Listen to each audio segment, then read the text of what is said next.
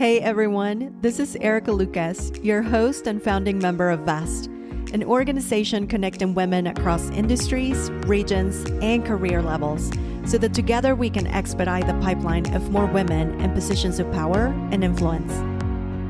Welcome to another episode of the Vester podcast, where we explore the invisible barriers holding women back in the workplace and share stories of women building power collectively.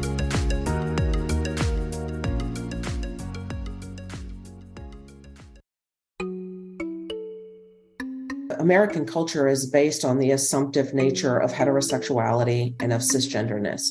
We see those things as being other or special, not recognizing that we have been around forever and we are in every aspect of society. We have just taken that out of the equation. If you look at how we look at history, it is focused on the white experience. It's focused on a male experience. We don't ever really consider, there must not have been gay people around back then. Well, there were tons of gay people around back then. There were tons of trans people around back then. There are, accounts of trans people in World War II and how they fought on the front lines. Eleanor Roosevelt was bisexual, but nobody talks about that. Jane Addams, who is like the mother of social work, was in a relationship with another woman and hid it for her whole lifetime because she was afraid of what people would think about her. We have always been in places, but what we have done is hide because it has been dangerous. In this episode, we discuss common misconceptions and stereotypes around the LGBTQ community with licensed clinical social worker, sex therapist, and the founder and CEO of Inclusive Insight Psychotherapy, Laura Grimes. We also cover ways to identify our own cultural blind spots so that together we can build more intentional and inclusive workspaces. This episode is sponsored by Audible, the leading provider of audiobooks, podcasts, guided wellness programs, and more. So if you're looking for a book on how to level up at work or any other subject, Audible has over 1,000 titles for you to choose from. Head over to www.audibletrial.com/vesther and get a 30-day free trial plus a free credit to use on the book of your choice. To access our guest's full bio and for show notes, go to www.vesther.co/podcast. This recording was part of a more intimate coaching session with VEST members and has been repurposed to accommodate this episode. Laura, what are some of the most common misconceptions and stereotypes about the LGBTQ plus community that we must challenge and dismantle? Well, the primary one would be that we are one community. I think really when we talk about the LGBTQIAA plus, basically we're talking about all the letters except H, which is ridiculous because heterosexual people also have a sexual orientation, and most of us don't get taught about it or about how that impacts us, right? And so the primary misconception is that all of those letters have a lot in common, and they don't. They are very different groups of people. Sometimes people, identify with one or more letters in that group, but it is very, very broad. And basically, it is a bunch of letters that means that these are communities and people that we don't really understand and we think that are somehow very different and othered. So it's very much an other category, right? Rather than recognizing that we are everywhere. There is not one community and we exist everywhere, but the assumption of heterosexuality and of being cisgender, of identifying the same way that you were assigned at birth, is something that is kind of prevalent in our society. We think of heterosexuality as being normative and anything else as being abnormal, rather than recognizing that our sexuality is on a spectrum. We don't ever get taught these things. Nobody told me when I was little that I might want to grow up and marry a girl. Nobody told me that there was an option for how I might identify and that there were different ways to identify. And so this assumptive process in our identity just moves forward and snowballs into every aspect of society. And so this idea that there are very few of us, or that we are less than 10% of the population, any of these things that we kind of think are just not true. We exist in every part of every culture, and it just isn't something that is seen, because we are very heteronormative in how we do things. How can we identify our own cultural blind spots and isms when it comes to this specific subject? I think one of the things is to think about the things that you don't see, or that you haven't paid attention to, and to be curious about that. Most of the time, we are fearful because we are afraid of making a mistake, right? People are afraid of saying something wrong and of offense, rather than trying to approach something out of curiosity. Culturally, though, we do not look at identity and sexuality as something that we should approach with curiosity, because we've been taught that it's something that we should be ashamed of, that somehow it's aberrant, or that it's bad. There's a lot of messages in our religions that tell us that there is something wrong with people that are not straight or not cis. And yet we never really challenge ourselves to ask ourselves why that is, and whether or not it's actually true. And so being able to be curious about those things, and to really think about why we learned the things that we did, what were the reasons that it was there. Most of the time, what research shows actually is that if somebody meets somebody who is of a different culture and gets to know them, all of a sudden, all of those misconceptions go away. Right? They're like, oh, well, you're not like that. And basically what we mean is, oh, I got to know you, and no longer do I see you as a gay person or a Black person. I see you as a person, and you are multifaceted in your identities, and there's not just one way to see you, right? But in LGBT communities, because we are continually othered, and it's very invisible in how it happens, because of our assumptions around heteronormativity and around cisgenderness, that we don't even see the places where we are being missed. And then it's up to the people who are engaged in those groups, who identify in that way, to out themselves, rather than to assume that they are already in the conversation. Because what happens for me is I used to do a lot of trainings at hospitals around Chicago, and there's a lot of Catholic hospitals in Chicago.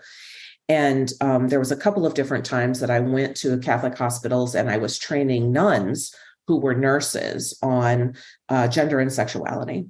And so I would do my 101 spiel about gender and sexuality and how to understand these different concepts.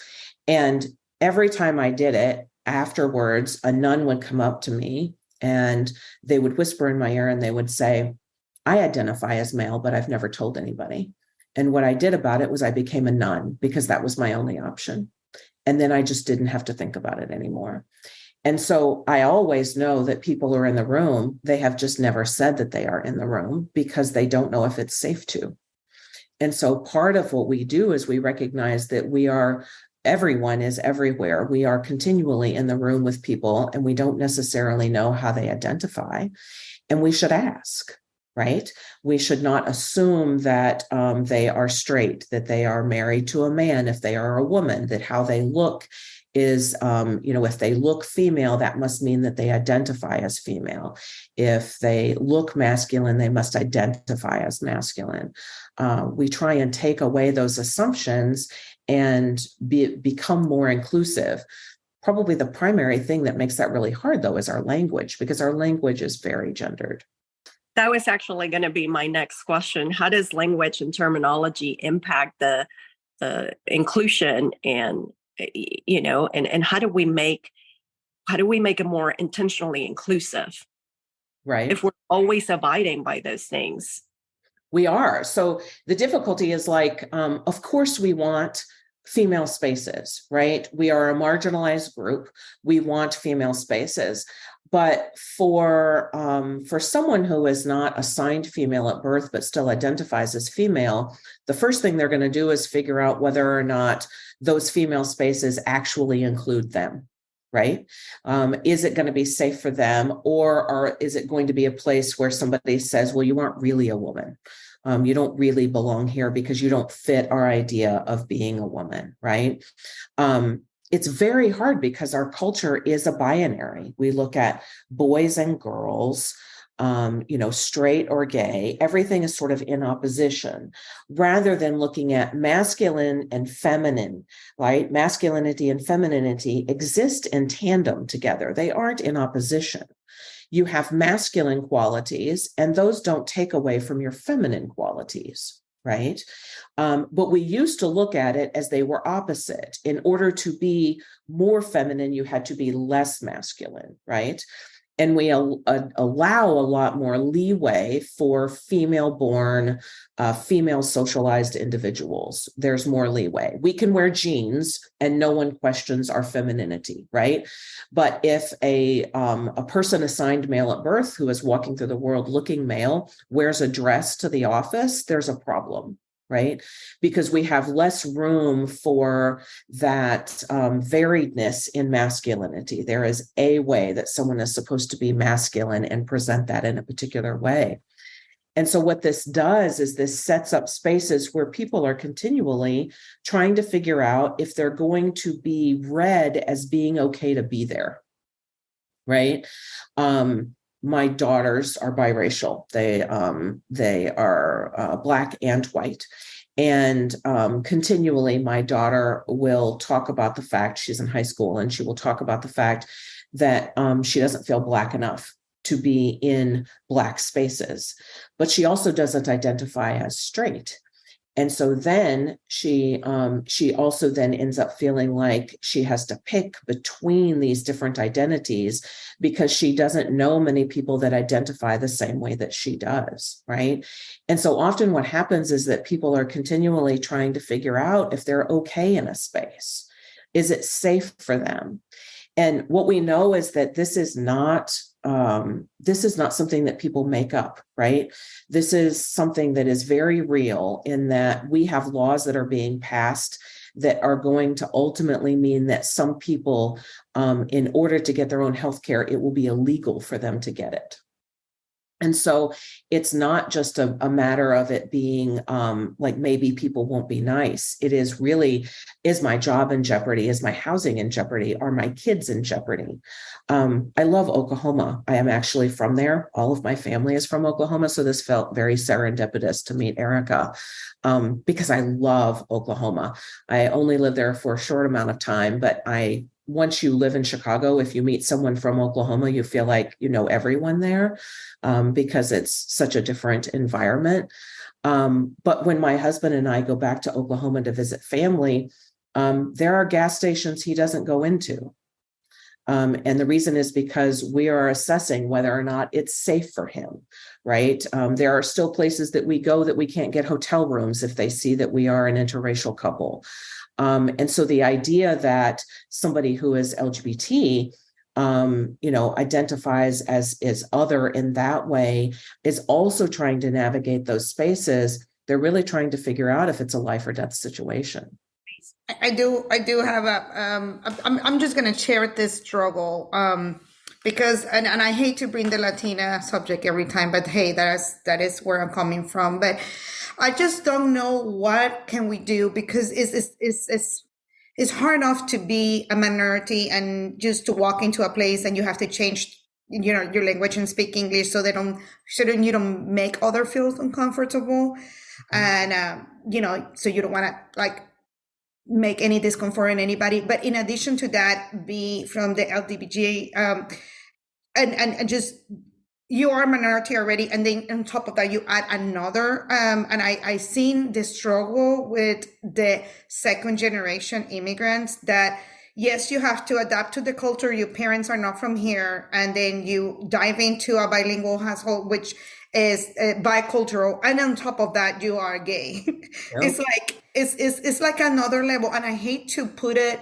It's already difficult, but I just wanted to add to this conversation how extremely hard it is for our kids to fight for the rights when they already have a fight to, a battle to fight, which is being Latino.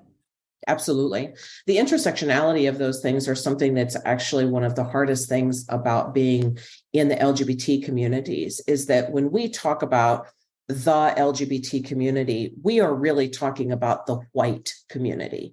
We are talking about the majority culture. This is true in every place that we talk about communities. We talk about majority culture first. And so what you're talking about is the intersectionality, right? Of how do we, if you own one marginalized identity, as in not being white, and you also identify as not being straight, and you are not cis, then those marginal identities compound. And it is even harder. And that invisibility often ends up meaning that people feel like they have to choose. They have to choose between being Latina and being gay, like which is which, right? And often that means that there is a real grief in not being able to find a community that celebrates all of who you are. And the LGBT community is not a safe space for everybody. We still deal with racism and sexism and all of the isms that majority cultures go through. We deal with those. And so, gay Hispanic people talk about this very thing. Black, queer people talk about this as well, is that this feeling like there has to be a choice between identities. And that really is very hard for people, because you're already talking about having to kind of cordon yourself off in these ways that you feel othered. One thing that gives me hope, it's the new generation, Gen Zs. They're not going to put up with being put in a box, right? And I feel like by the way, I have 2 Gen Zs at home, and I love them to tears, and they challenge me each and every day. Which leads to my next question. What are some of the historical, because again, and my daughter, by the way, identifies as gay, as a Latina. And again, she challenged my thinking all the time. Even when I think I'm very progressive, she's still always, challenging my thinking, which I appreciate. What are some of the historical and cultural factors that have contributed to the marginalization of these? And how do we address those today, particularly as, these new generation is kind of putting it out there, whether you like it or not? Right. The factor is that we have American culture is based on the assumptive nature of heterosexuality and of cisgenderness. We see those things as being other or special, not recognizing that we have been around forever and we are in every aspect of society. We have just taken that out of the equation. And because there isn't, we have kind of, we have whitewashed our history. We have degendered our history in many ways, right? We see, if you look at how we look at history, it is focused on the white experience. It's focused on a male experience. We don't ever really consider, there must not have been gay people around back then. Well, there were tons of gay people around back then. There were tons of trans people around back then, but it wasn't okay to talk about it.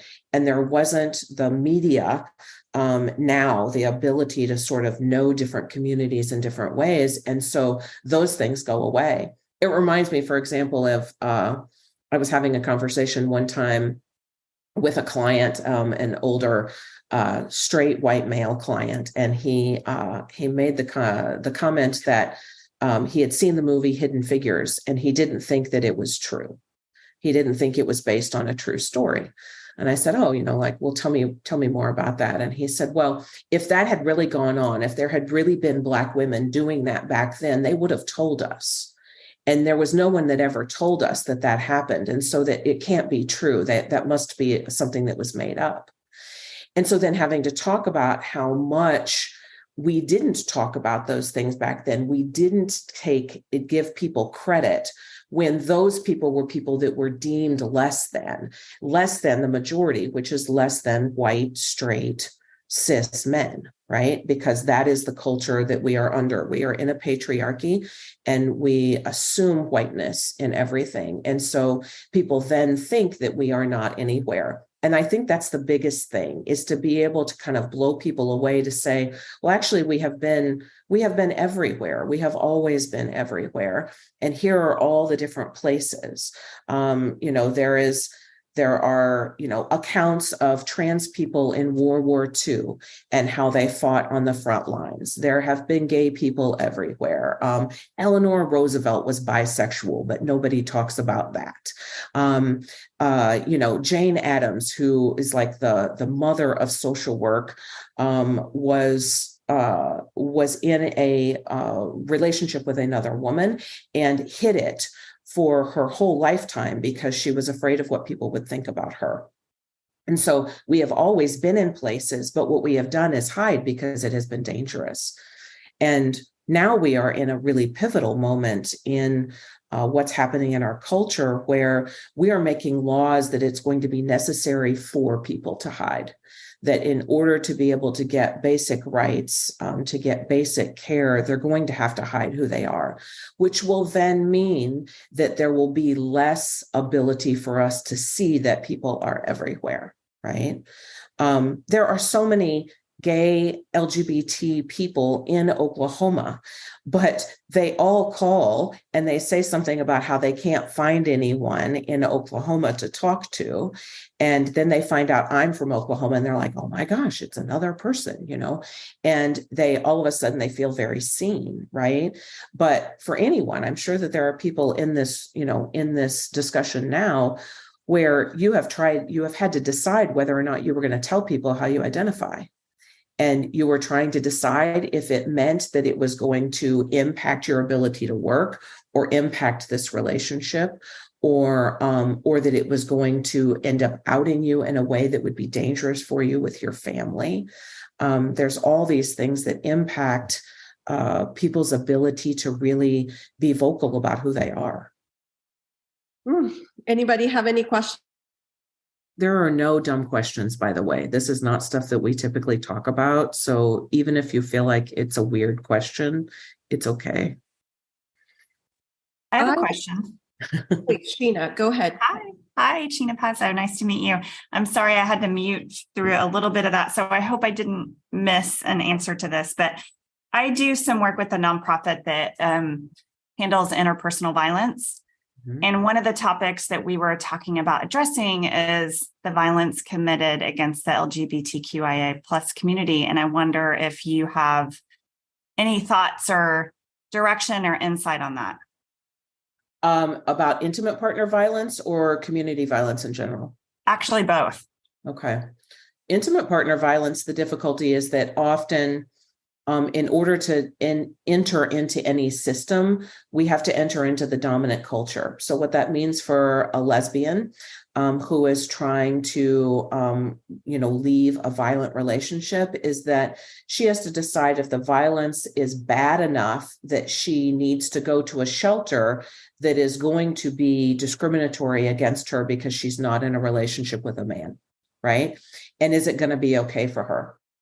For gay men, it's a completely different animal, because then what happens is that there's very few assumptions or understanding about men being in violent relationships, and that there's not the ability. It's seen as mutual violence rather than a power dynamic that is there, that's always there regardless of gender. And in this conversation, every system that we enter into is a binary, which means that if you don't identify as a cis woman or a cis man, you are then having to evaluate if it's okay for you at all to be there. If you are identify as a woman, you have been living your life as female, but you were assigned male at birth, you have to figure out whether or not it is too dangerous for you to go into that environment, or will you be seen as a predator for being there? And so those systems that we all enter into are very much a binary and assume heteronormativity, right? And so if you put a lesbian in a domestic violence shelter with other women, then are the other women then feeling like maybe they are going to be preyed upon because there is a lesbian in their mix, right? Because we then have fears around that happening. In general, for societal violence, this is huge and massive in a way that would take a lot longer to talk about. For trans and non-binary individuals, for people who are not cisgender, the statistic is debated, but it's roughly that for anyone who identifies as trans and is non-cis, has a 50-50 shot at being a victim of homicide or suicide. So the statistics are really, really harrowing, and these things aren't overblown. When a trans woman is walking down the street, she is continually trying to figure out if she's going to be the victim of a hate crime. And that's not paranoia, that's reality. And so if you can think about how many people walk through the world wondering if they're going to be okay going to the grocery store, how that would impact a person's ability to live in the world and to feel like they had agency to make decisions and autonomy around what happens in their lives. And so there's so much fear around this violence. And while social media is great, and I think that the widening of the information that we have can be really helpful, it has also bred a lot of hatred and a lot of misconceptions. And so now what we have is we have people who are dealing with the extremes in our culture, where we have these extremes of, the right and the left, and these ways in which we don't feel like we can come together and have conversations about those issues. Thank you, Laura. Kristen? Hi. Thank you, Laura, for this conversation. I'm working on creating an entrepreneurship space, and it's important to me that, we create spaces and to this conversation that allow people to know that this is a safe space for everyone. And so one of the things that I've done with a couple of people specifically in the LGBTQ community is, one, connected them to, at least for me, being close to OU, knowing all of the great things that the Women and Equality Center is doing with students there and the programming that they host. I'm just curious, in regards to workplaces, what are some recommendations of things that we could be doing in our workspace so that it does promote that this is a safe space for various people? Like, I even have, a monarch butterfly sign that I got from OU that is a symbol for dreamers and for undocumented individuals. And, at a lot of universities, you can get various ally stickers for doors and areas. I would just love to know some of your thoughts on that when it comes to maybe things to do, ways to promote, events to have, whatever that might look like.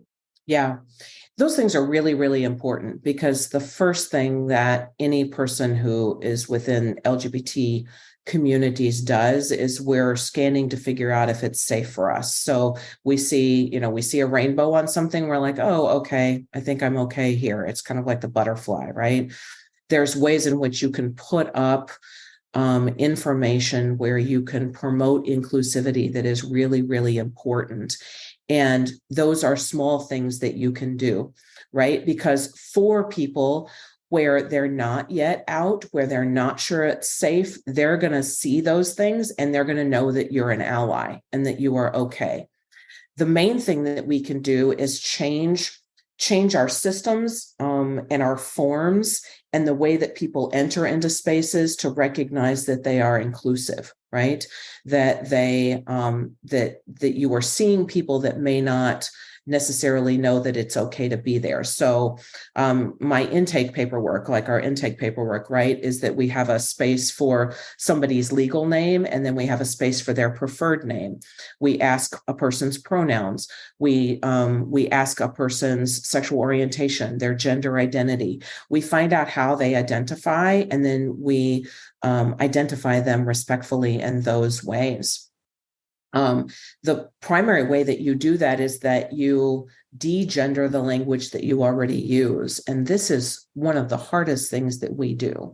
So if you notice, for example, that there are some of us that have pronouns listed, when you list a pronoun behind your name, when you put it in your email, when you put it in your email signature, if you put it on forms, what you're doing is that you're saying to someone, I am aware that pronouns matter and that the way that you see me may not fit my pronoun. And so I'm letting you know that. You are also then letting the person know that they can share theirs.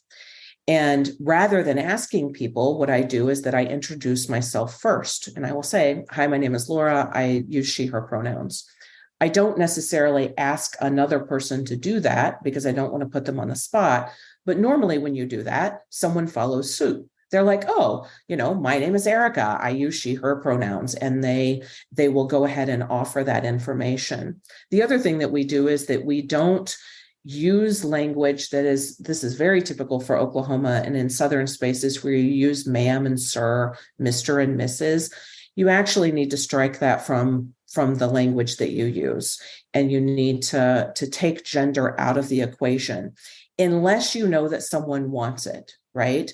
So, for example, if I am working with an older Black woman and I introduce myself and I know what their name is, I'm probably going to use Miss before her name.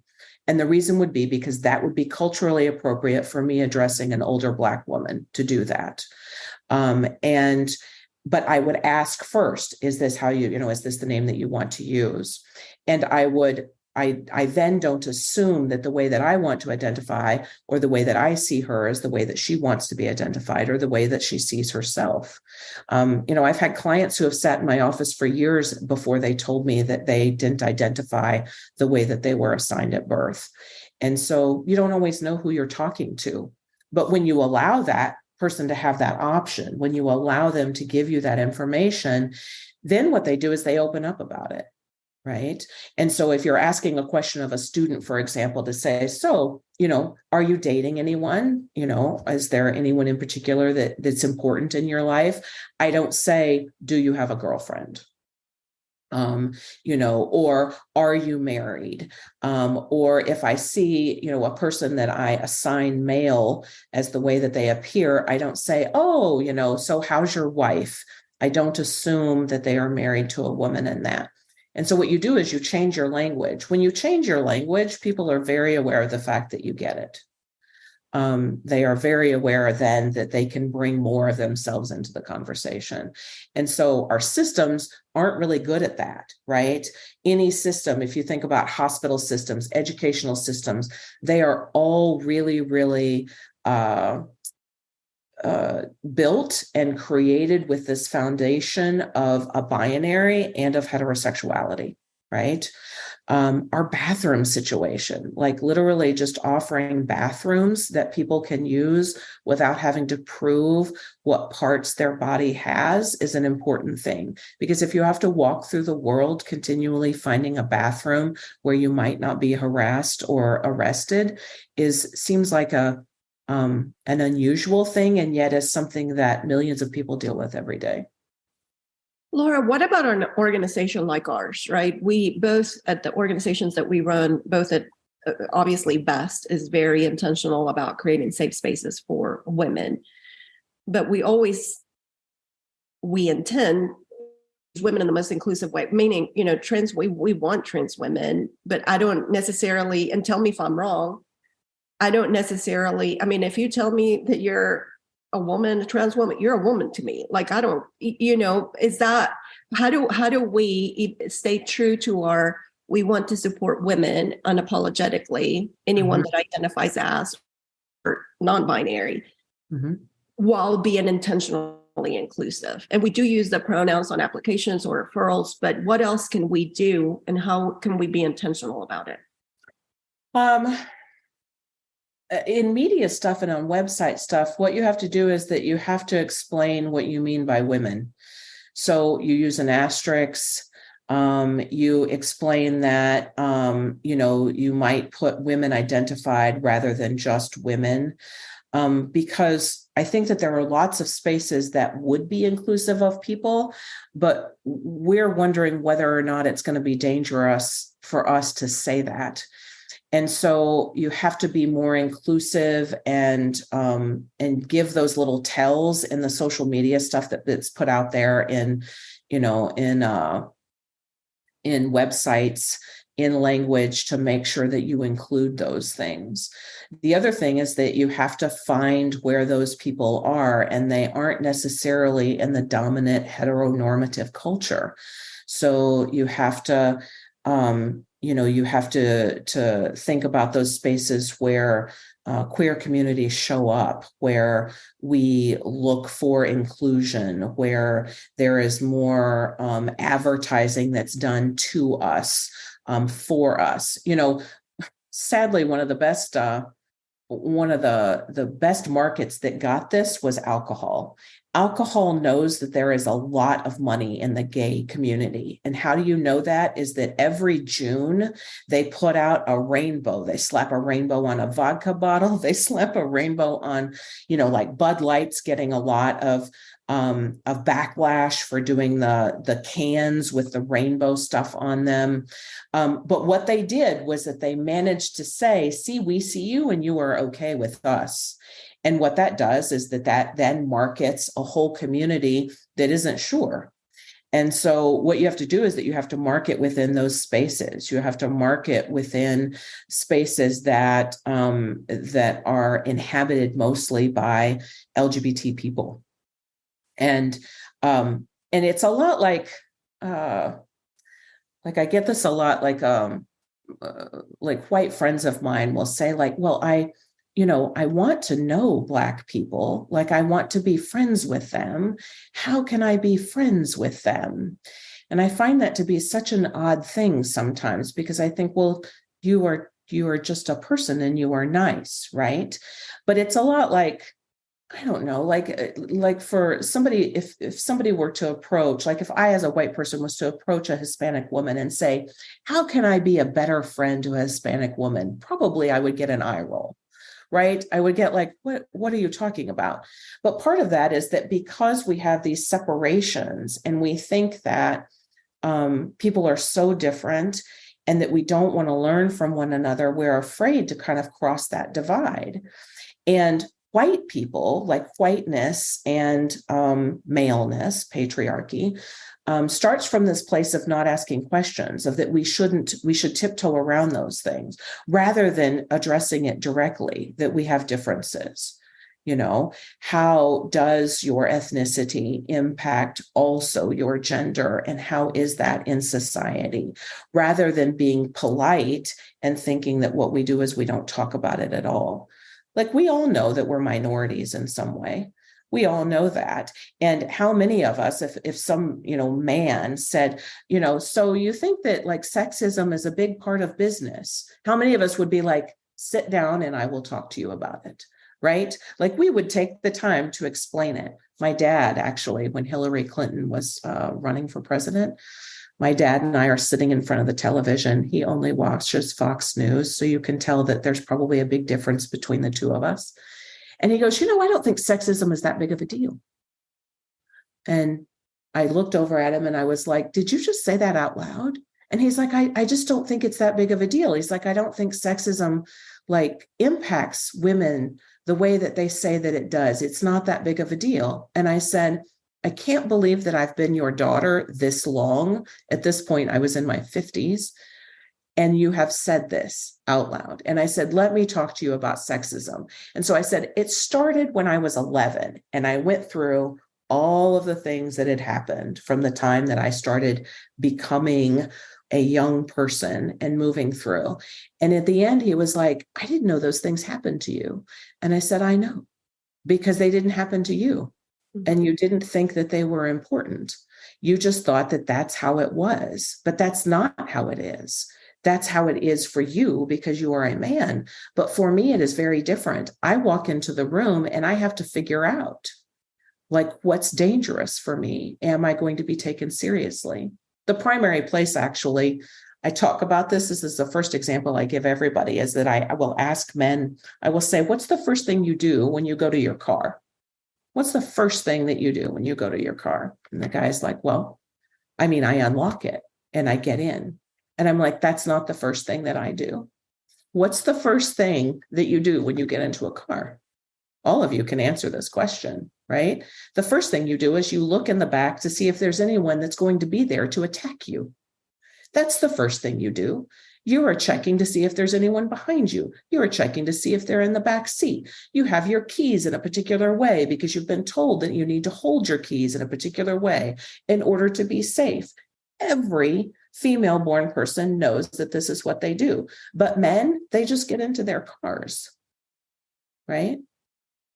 And so this huge difference is the way in which we don't see these things. So you think about LGBT people and you think, I wonder what it is like.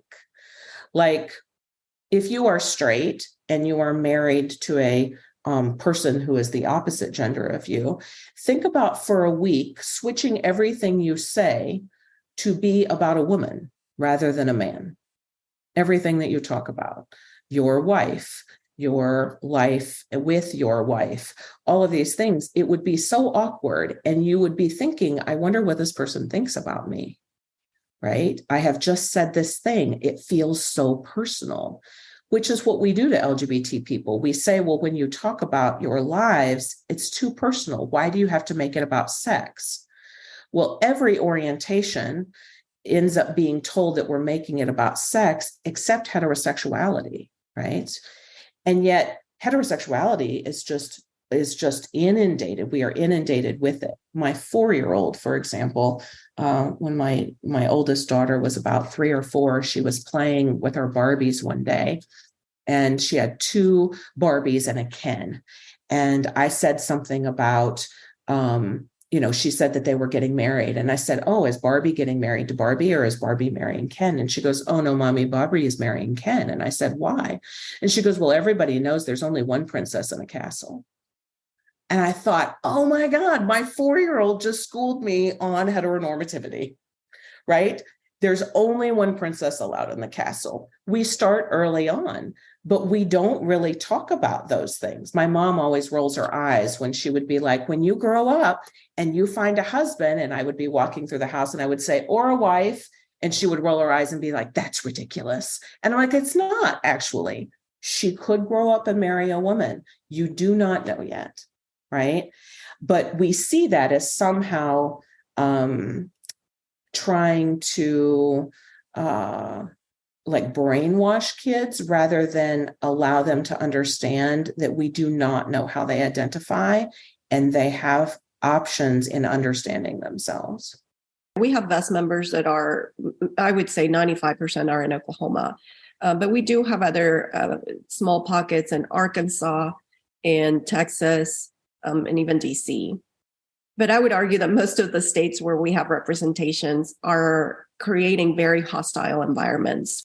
There's a lot of people that no longer feel safe here. You have a room full of women operators, women professionals, entrepreneurs, people that are creating safe spaces for others. What is our call to action besides, creating those spaces within our own system? How do we create systemic change? What is the call to action there? The call to action would be that you actually have to talk to people that you don't want to talk to about these things and normalize the conversation for them. So what that means for me is that I have a real soft spot with working with conservative Christian people. The reason is because that's my family. That's my upbringing. When I came out, I was told I was going to hell, and that there was not really any hope for me unless I repented. And what I chose to do was to not exercise myself from my family relationships, but to continue to try and bring into conversation how these things impacted me and what was different. And so the first thing that you can do is talk to people that you don't talk to about these things. You just bring it up in conversation. You also need to put energy into looking at your representatives. We can't be, and lots of people are in this, we can't be one issue voters in ways that we can just say, this is what I'm going to do. We have to be very discriminating about looking at that and about looking at how this needs to shift. Oklahoma is going to only change if there's representatives there that will speak to that change. Mm-hmm. And so we have to politically put our energy into that. The other things that I think about, and this is new for me as a business owner, I'm an incredibly reluctant business owner. But the thing that I think about and what I find very odd is one of the hardest things that I have had to do is find marketing people for me. I think that that's a very strange thing because it seems like there's website developers and marketers everywhere. But one of the things I've said over and over is I do not want to hire 3 white, straight, cis dudes who know how to do IT to do my marketing, because I want to put my money where my mouth is. I want to hire a queer person of color. And clearly they exist and they are somewhere, but how do I find the marketers that are queer people of color? Where can I find them? And then committing to hiring those people. And what that has meant is that I have hired someone that's incredibly young and that we are very different in how we would approach things, but she is a queer person of color and she's the person that I'm hiring to do my marketing. I had a bunch of white straight dudes that are very proven in their field and could do it, but I was like, I can't do that. I can't put my money towards that and then say, this is what I want to do, is I want to be more inclusive. And so what that's meant is that I have had to look at hiring differently. I have had to look at how I look at people and commodities and benefits that they have, skills that they have differently. So one of the things that's different about IIPC, for example, is that we are very female-driven career path and focus, and yet it is very hard for single parents to be able to do this work because they can't get involved in it and stay in it because they have too many things that are impacting them being single parents. And so what I've done is I've hired women knowing that they're going to need more help with childcare. They're going to need more ability to be flexible with their time and flexible with how they take clients. And I'm going to need to pay them differently because their lives are different. One of my staff, for example, I found out is that one of the reasons why he couldn't take clients at night was because it was too dangerous for him to get home on the west side of Chicago after dark. And so I had to think about how he was going to get clients differently because of where he lived. Whereas being a privileged person on the north side of Chicago, I don't have to worry about what time I get home. It's very different for me. And so we have to look at it differently. And that means not just looking at it from the outside, but really engaging in people's lives in a way that we really commit to understanding what it's like for them. There is one question that I think is very interesting that was dropped in the chat. And I'm sorry, we're not going to get to everyone's questions, but one is what can you give me tips for what I can do if I use the wrong pronouns? Yeah. Say, oh, I'm sorry, and then change it. Yeah. The difficulty that people have with pronouns, I think, is that they try and think about changing their language rather than changing their experience of a person, right? If I look at you and I determine that based on what I see is how you identify, I am not really engaging in your experience. I'm engaging in my own. So if Risa, if I can use you for an example, you're in the top corner here. I am going to assume based on how Risa looks that Risa identifies as female. Right? She has long hair. She is more typically feminine in how she looks. And so if I do that, but I don't ask Risa how they actually identify, and I first then say, well, she looks this way, I have then put it on the onus of Risa to have to then correct me, rather than saying, hi, my name's Laura, your name's Risa, and Risa can say yes. And then I can say, oh, do you use she, her pronouns, or do you use different, like what are the pronouns that you prefer? And then I allow Risa to identify themselves. And what I have done is that I have altered the way that I have changed my language, right? And I haven't assumed something in it. Pronouns are like water. Or oxygen. We just assume them rather than like being able to take in that somebody identifies the way that they identify, and they don't need to look a particular way to identify that way. Everyone here has had people make mistakes, right? And if somebody acknowledges it and says, oh, I'm sorry, and I'll change that, we move on. It's the people that get defensive about that we tend to have problems with, right? And so what I would say is you don't need to be defensive about mistakes, because we all make them. Right? We all make them. We assume things about things that we see. It's very hard for us to change that. And yet what we do is if we change it in small ways, then it snowballs. We keep going. If you enjoyed this episode, share it with a friend and don't forget to leave us a review. And if you're ready to take your career to the next level, apply to join our community of professional women, all eager to help you get there and stay there. Go to www.vesther.co and apply today.